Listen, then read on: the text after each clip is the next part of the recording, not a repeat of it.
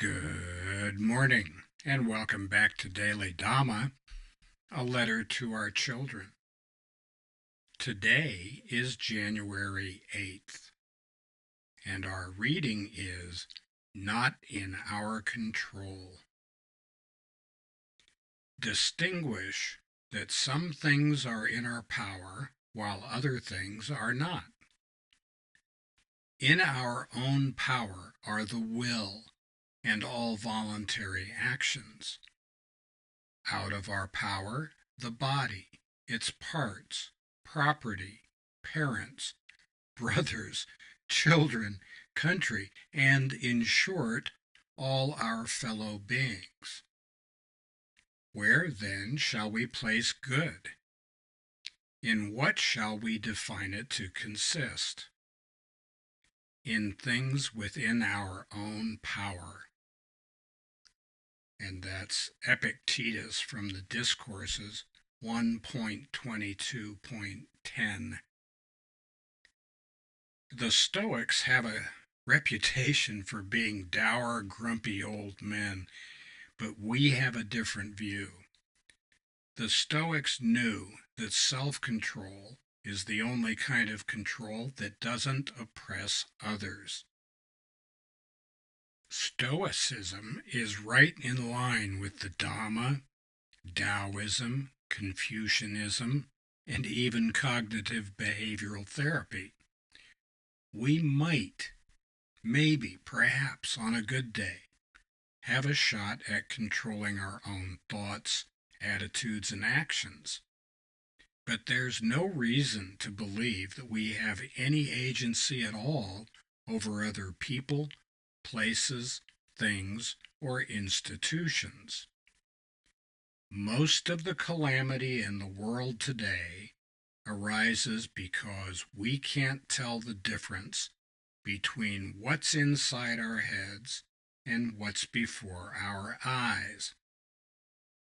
God grant us the serenity to accept the things we cannot change.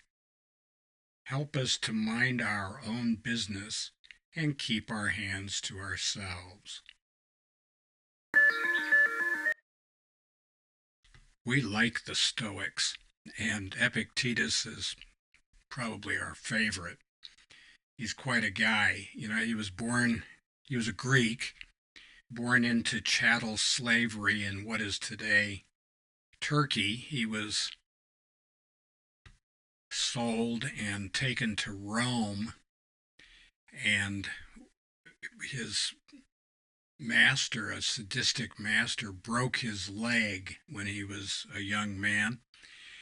And Epictetus told him, if you keep twisting that, it's going to break and it's not going to go back. And the guy, and went ahead and did it. And Epictetus was right. I'm not sure that was the first time he was right, but he was sure right about that. He walked with a limp and required a walking stick the rest of his life. If you ever see a picture of like David or whoever paints old guys, of a bunch of geezers standing around saying smart stuff, the guy with the stick, that's Epictetus.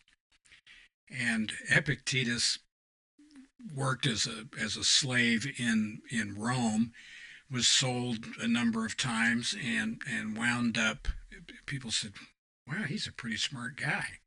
Maybe we should get him to do something else. And he started a school, and his teaching was so popular that he became famous, and he had this school. One of his students took some notes and carried them to the emperor of Rome, Marcus Aurelius, who didn't actually study under Epictetus, but he received notes from a student of Epictetus that he treasured greatly. That whole thing really fills us with joy. Here's a slave of Rome whose words are the valued possession of the emperor of Rome. What a guy.